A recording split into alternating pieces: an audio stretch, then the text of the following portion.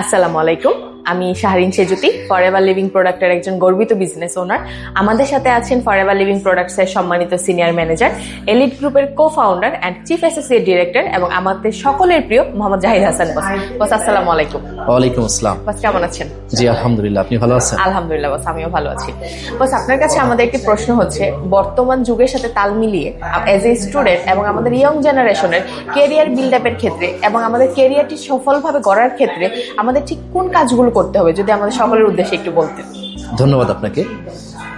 Career গড়ার জন্য ইয়ুথদের জন্য আমার সাজেশন থাকবে মেইনলি চারটা।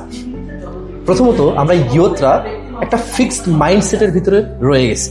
এই ফিক্সড মাইন্ডসেট থেকে আমাদেরকে বের হতে হবে।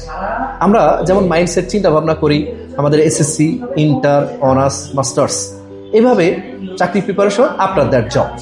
এই মাইন্ডসেট থেকে আমাদেরকে বের হতে হবে।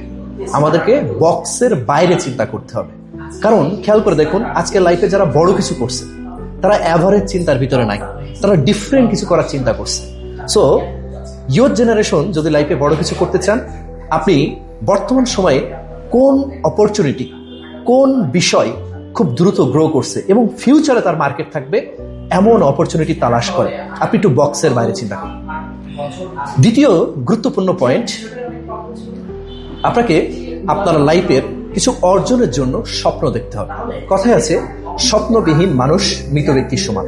ইয়ুথ জেনারেশনের কাউকে যদি বলা হয় যে তুমি লাইফে কি অর্জন করতে চাও, অনেকে ক্লিয়ারলি তার ড্রিমটা সম্পর্কে প্রপারলি বলতে পারে না। সো লাইফে নির্দিষ্ট গোল থাকা উচিত।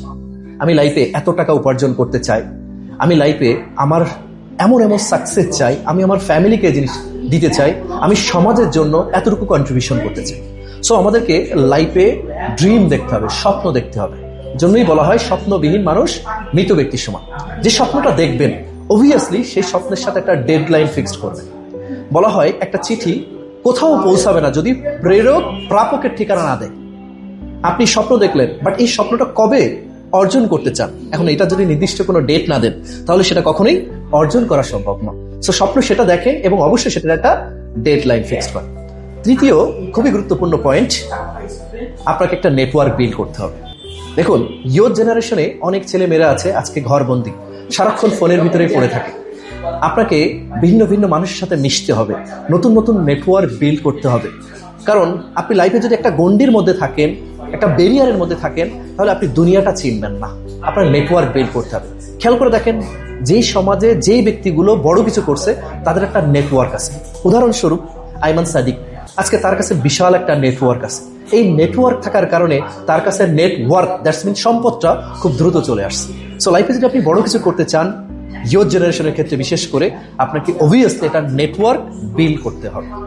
নাম্বার 4 পয়েন্ট এবং লাস্ট পয়েন্ট, আমরা ইয়ুথ জেনারেশনটা একটা জায়গায় থেমে যাই, সেটা কি? সাহসী হওয়া থেকে। আমরা ইয়ুথ জেনারেশনটা অনেকেই ভাবি যে না, কিছু একটা করতে গেলেই আমাদের ফ্যামিলি আমাদেরকে বলে, না তোমাকে আমরা পড়াশোনা করতে পাঠিয়েছি, তুমি পড়াশোনা করো। এই যে ফ্যামিলি আমাদেরকে বাধা দেওয়ার সাথে সাথেই আমরাও এই সাহসী মন মানসিকতা থেকে ডিস্ট্রাক্ট হয়ে যাই। আমাদের ভিতরে ওই সাহসী মন মানসিকতা দরকার না, ইয়েস আমি নতুন কিছু করবো, ইয়েস আমি নতুন কিছু স্টেপ নিব, এই সাহসিকতা দরকার। আর ওই সাহসের সাথে দরকার ধৈর্য। কারণ যে কাজই করেন আপনি, সেই কাজে সফলতা কখনো ওভারনাইটে আসবে না। সফলতা তখনই আসবে যখন ওই কাজটা আপনি ধৈর্যশীল থেকে একটা সময় পর্যন্ত আপনি করে যাবেন। সো আপনাকে অবশ্যই ধৈর্যশীল হতে হবে। এই 4টা পয়েন্ট যদি ইয়ুথরা মেনে কাজ করতে পারে, আমি আশা করি প্রত্যেকটা ইয়ুথ তার জীবনে সফলতা নিয়ে আসতে পারবে ইনশাআল্লাহ। ধন্যবাদ। ধন্যবাদ বসকে তার গুরুত্বপূর্ণ পরামর্শের জন্য। কথা হবে অন্য একটি টপিকে।